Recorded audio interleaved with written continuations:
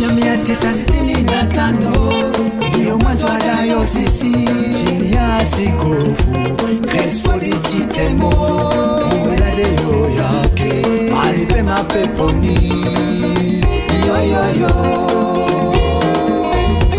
Mwana wa Yese na Pure Records, dada Pendo waeleze. Baada ya kustafu huduma za ofisi alimuachia askofu Mageni.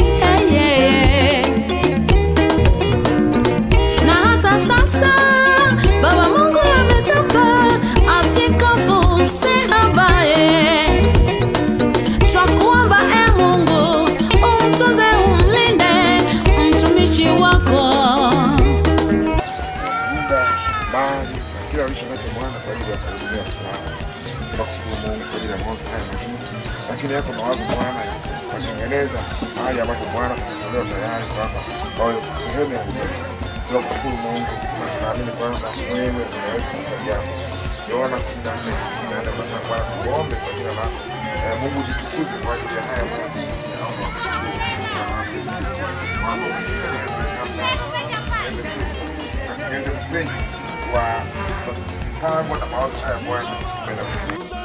Umefurahia